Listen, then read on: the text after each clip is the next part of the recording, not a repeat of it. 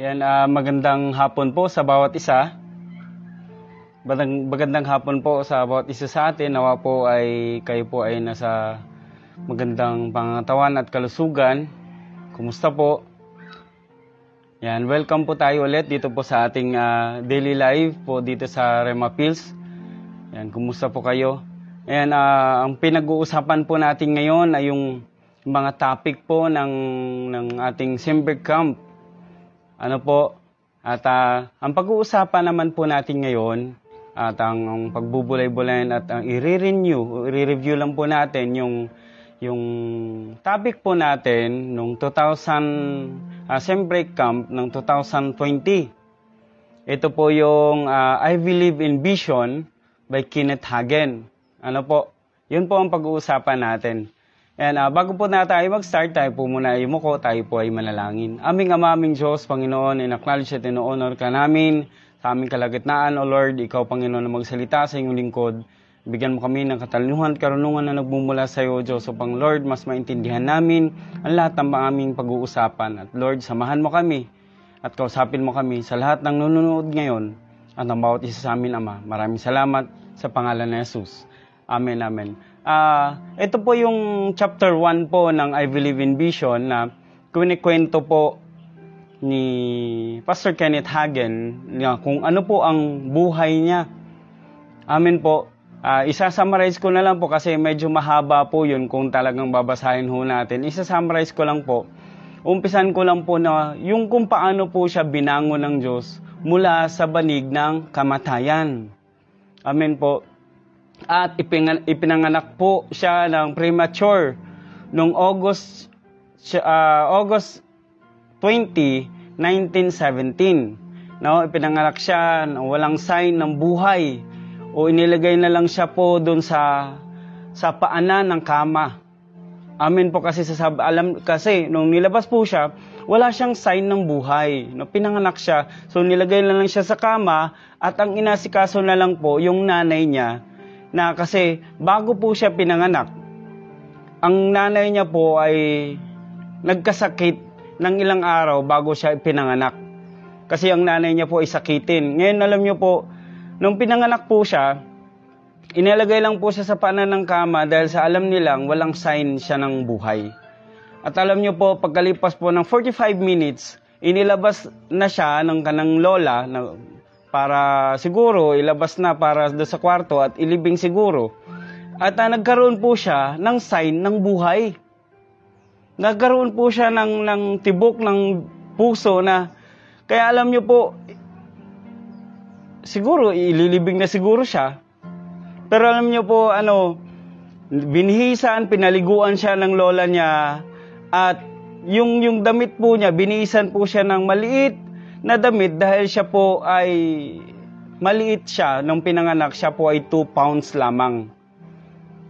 Amen po. At noong po siya nung panahon po na yon, yung kanyang nung pinanganak po siya, yung panahon po na yon, sa panahon po nila wala pong incubator. Na yung mga premature babies po doon po nilalagay, pero sa panahon po nila wala pong incubator at pinanganak po siya sa bahay. Kaya alam niyo po, ang chances ni Kenneth Hagin mabuhay ay wala talaga kung tutuusin. Ngayon, pero alam niyo po, nung binisan siya ng ng lola niya, nagtanong ang lola niya na kung ano ba ang dapat nang ipakain sa kanya. Kasi maliit nga po siya eh. At alam niyo po, ang pagkain niya ay formula lang, isang maliit na formula para ipakain sa kanya. Kasi po, yung isang drop po ng dropper na gatas ay kaya na siyang lunurin. Ganon po siya ka-sensitive na hindi pwedeng pakainin ng sobrang laki o dami na dahil po pwede na siyang manunod sa isang gatas na dropper lang, isang patak ng dropper. Ganon po ang buhay niya. At nung alam niyo po, nung pagkain niya ay maliit, kailangan sukat yon. Maliit siya para sa edad ng habang lumalaki po siya, tumira po siya sa kanyang lolo at lola, edad niya ng 9 years old, sa edad ng hanggat, at alam niyo po, lumalaki po siya ng hindi normal kasi yung edad niya ay hindi katulad ng akma ba o kasabay ng kanyang edad. Yung laki niya hindi kasi maliit po siya sa kanyang edad. At alam niyo po, binubuli po siya sa school. Merong nang bubuli sa kanya, pero alam niyo po, si Kenneth Hagin po ay hindi siya pumayag na siya po ay lipustahin lang o bulihin lang sa school kasi nga po maliit po siya. At alam niyo po, one day ay ibinuli po siya ng isang bata na classmate niya, ay pinukpok niya po sa ulo. 45 minutes bago magkamalay. At alam niyo po, yung kuya niya rin ay madalas po siyang binubuli, ay pinukpok niya ng martilyo. Ganon po si Kenneth Hagin noon. But alam niyo po, nung tumira siya sa lola niya within 9 years old, at sa edad niyang 15 years old, 4 na buwan bago po siya naging 16, tuluyan na po siyang nakaratay sa higaan. Siya po ay wala na, hindi na siya nakakatayo, nakaratay na lang po siya sa higaan na kung kailan po siya subuan at alagaan ng kanyang lola. Kasi siya po ay nakatira sa lola niya. Hinahanap-hanap niya yung nanay niya araw-araw, pero syempre, ang nanay niya po ay laging may sakit. Kaya po, wala po si nanay niya sa piling ni Kenneth Hagin. Alam niyo po, nung limang doktor po ang nag-aasikaso sa kanya. Yung isa pa po ay mula po sa Mayo Clinic. Yan, siya po, yung pong Mayo Clinic, yun po ay yung isa sa pinaka magagaling na mga doktor sa Amerika. At alam niyo po, ipapadala po sana po siya doon sa i-confine po sa Mayo Clinic, no? So balit ang sabi po ng isang doktor, ang sabi niya, kung mga doktor sa Mayo ay magagaling na doktor, ay sabi niya walang magawa o wala nang tsansa sa pag-aaral nila ng physician o scientist sa kalang alam ay walang tsansa ang buhay po ni Kenneth Hagin.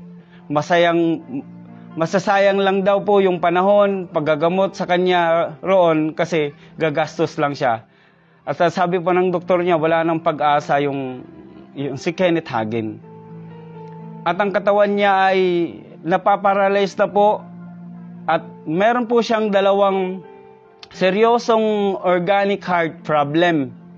At alam niyo po, pinanganak at lumaki siya sa Southern Baptist, siya po ay Baptist, pero hindi siya na born again doon.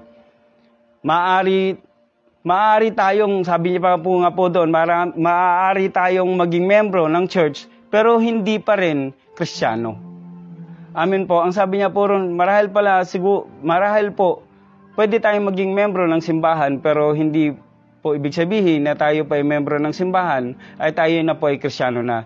Kahit membro na ka ng simbahan, hindi ibig sabihin po ay ligtas ka na rin. Amen po, pakatulad po ng example niya po sa isang baka, pag pumasok po tayo sa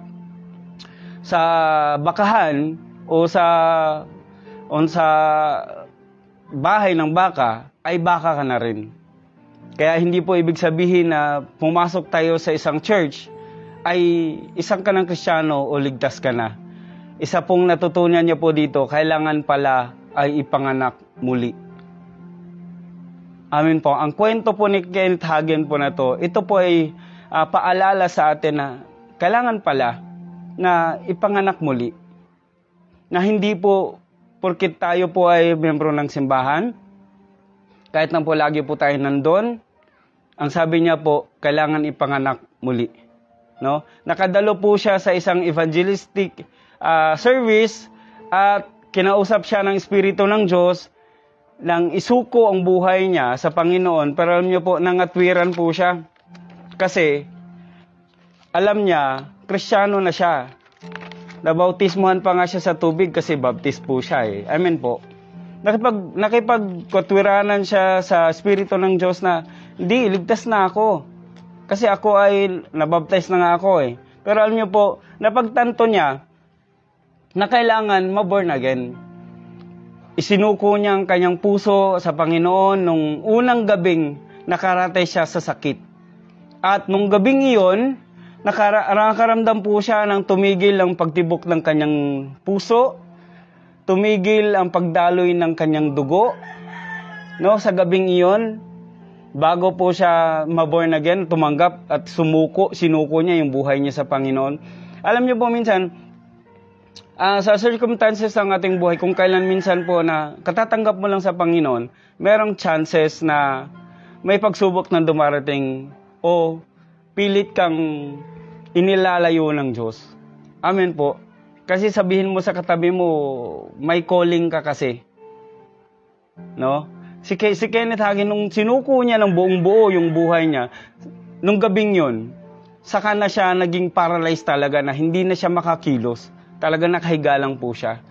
Kasi po, ang kaaway po ay hindi kanya hayaang ma-born again o ang gusto niya ay mamatay ka ng hindi ligtas. At yun ang goal ng kaaway kay Kenneth Hagin. Pero hindi po pumayag ang Panginoon kasi po, at nung siya po ay nakaratay at siya po ay napunta sa sinabing impyerno. No, na nakalagay po yan sa Matthew 25 verse 30 na itapon sa dakong kadiliman at sa Isaiah chapter 14 verse 9. At siya po ay 3 beses namatay. No? 3 beses siyang nalaglag sa kadiliman at 3 beses siyang nagpupumilit na huwag malaglag sa pinto ng parang kadiliman. At alam niyo po, nung pangatlong beses siyang nilaglag doon sa impyerno, no? Siya po ay humingi ng tawad at nanalangin sa Panginoon na patawarin siya sa lahat ng kasalanan niya, isinusuko niya ang kanyang buhay sa Panginoon. Alam niyo po, ng pangatlong beses, nung nag-pray siya, nanalangin siya sa Panginoon, nakaramdam siya ng isang kasiyahan na hindi niya pa naranasan noon pa man. Nung sinuko niya nung buong buo ang buhay niya sa Panginoon, alam niyo po, nung buhay po siya ulit, kahit na ano pong sabihin o anumang sinasabi ng mga doktor na negatibo patungkol sa kanya kasi sabi ng doktor, mamamatay ka pa rin. Mamamatay ka pa rin. Pero alam niyo po, si Kenneth Hagin po ay meron siyang saya sa puso niya, sa ngiti sa kanyang bibig, na kahit mamatay siya ngayon, ay nakahanda na siya. Kasi nung 3 times po siya na dinala sa impyerno, natatakot siya at hindi pa siya handa umarap sa Panginoon. Pero this time po, nung pangatlong beses na sinuko niya yung buhay niya sa Panginoon, humingi ng tawad sa lahat ng kasalanan niya, kahit mamatay daw siya, ay nakahanda na siya at masaya pa rin siya. Amen po. Ito yung nagawa sa kanya na nagkaroon siya ng saya nung tinanggap niya ang Panginoon. Na nag-decision siya na humingi ng tawad. Amen po. Kahit na po tayo po ay, sa ating pong lahat, kahit na po tayo po ay tumanggap sa Panginoon, matagal na po tayong membro, matagal na po tayong na sinasabi natin tayo po ay Kristiyano, pero alam niyo po, natutunan ko po dito sa book po na Kenneth Hagin, I Believe in Vision, na hindi pala yun basihan na tayo po ay membro ng simbahan o matagal na po tayong sabi nating Kristiyano, ay kailangan pa rin pala nating ma-born again araw-araw. Kailangan nating ma-born again araw-araw, ma-born again sa lahat ng aspeto ng ating buhay. Kasi po, amin po, hindi po tayong lahat po, hindi po tayo perfecto at hindi ko po alam kung ano po ang ating buhay, ang bawat isa sa atin, at wala po akong karapatang humusga po sa inyo. At kahit din po ako ay nagkakamali din. Pero isa pong natutunan ko po dito sa ang topic natin sa Sembric Camp na hindi basihan na tayo po ay umaattend sa simbahan, membro ng simbahan, nagbi-ministry. Ang usapan dito, you must be born again.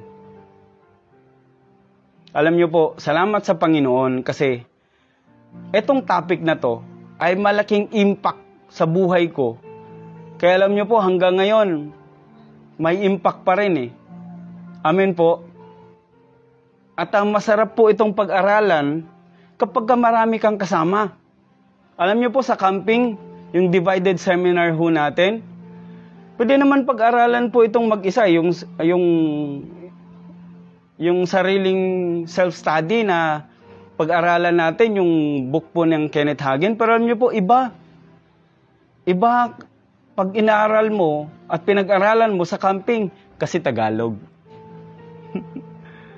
Pinagtiyagaan po yan ng ating Pastor Boy na i-translate sa Tagalog. Nakakalungkot nga lang po yung iba ay pagkatapos ng camping may naiiwang magazine. Dinadampot po yan ng mga tao. Pero alam niyo po, malaking impact to sa buhay spiritual ko na itong I Believe in Vision na mula po kay Kenneth Hagin ay malaki na itulong para sa aking spiritual, maging sa buhay ko spiritual, sarili ko, at sa ministry po na pinagkatiwala ng Diyos sa akin. Alam niyo po, sumama tayo ng camping. Kasi sabi ko nga po kanina, yung divided seminar ho natin, pag pinag-aralan po natin to, alam niyo po, marami po kayong matututunan o iba-iba ang explanation ng mga kasama niyo po sa divided seminars. At iba po, kapag yung mga anak ng Diyos, iba ang pagkilos ng Diyos kapag kayong anak ng Diyos ay nagsama-sama. Iba ang pagkilos ng Diyos. Kaya alam niyo po, pwede tayong mag-aral mag-isa. Pero alam niyo po, this time, sa October 30 hanggang November 2, nawa po ay kasama ka naming mag-aral at mapuspos ng Espiritu ng Diyos. Amen po. Ni-encourage ko po kayo na tayo po ay mag-camping. Yes, malaki po ang ating camping ngayon. Pero alam niyo po, whatever it takes, makarating tayo sa kung saan na gusto ng Diyos na tayo ay sumamba sa Kanya. At ngayon po, lalo po na po ngayon, mayroon po tayong bagong magazine na pag-aaralan. Yung channel ko po sa inyo, isa lang po ito sa mga magazines na pinag-aaralan natin sa camping. Lalo na po ngayon, may bago tayong pag-aaralan ng magazines. Amen po. Amen. Maraming salamat po sa bawat panonood nyo po at suporta po ng ating daily live Bible study dito sa Rema Pills. Nawa po ay meron po kayong naalala, meron po kayong naramdaman nung nabanggit natin ang buhay po ni Kenneth Hagin. Alam nyo po, lastly na lang po, yung kunento ko po sa inyo ay hindi po natapos doon. Natapos po ito nang siya po ay gumaling at umasa sa salita ng Panginoon. Amen po, umasa tayo sa salita ng Panginoon at sa mensahe ng Diyos sa atin sa camping. At ngayon pa lang po, mag-expect na po tayo ng magandang gagawin ng Diyos. Ma-excite tayo na ano kaya ang gagawin ng Panginoon? Ano kayang sasabihin ni Lord sa akin ngayon?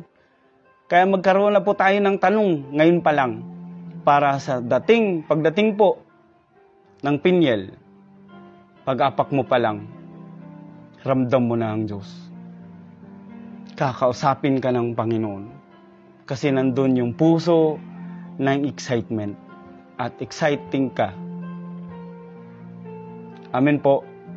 Maraming salamat po. Hanggang doon na lang po ako. God bless you po. Sige po, tayo po ay manalangin. Aming Ama, aming Diyos, Panginoon, maraming salamat. Sa hapong ito, patuloy Diyos na nagpapasalamat kami, Panginoon, sa iyong mga salita. At sa mga kahangahangang bagay na ginagawa mo sa iyong mga anak. Upang maging testimonya, Panginoon, o Diyos, sa buhay ng bawat isa sa amin, Panginoon. Lord, dalangin namin, Panginoon. Tugunin mo, Panginoon, ang lahat ng pangangailangan namin. kagalingan, physical, spiritual, maging sa pinansyal na pangangailangan, Panginoon, ibuhos mo, O Diyos, sa buhay ng bawat isa sa amin, sa lahat na nakikinig, Panginoon. Ano man ang sitwasyon namin ngayon, O Diyos, Lord, we claim, Panginoon, ang kagalingan. Lord, magaling na kami sa pangalan ni Jesus. Lord, maluwag na ang aming pinansyal na pangangailangan sa pangalan ni Jesus. At aasa kami sa iyong salita, Panginoon. Nasabi mo sa Mark chapter 11 verse 23 and 24. Aasa kami, Panginoon, lahat ng hiningi namin sa panalangin ay makukuha namin, O Diyos. Salamat, Panginoon, at nasa amin na, Panginoon, ngayon sa araw na to. Maraming salamat. Pinupuri ka namin dinadakila sa pangalan ng Panginoong Jesus. Amen, amen. Maraming salamat po at God bless you.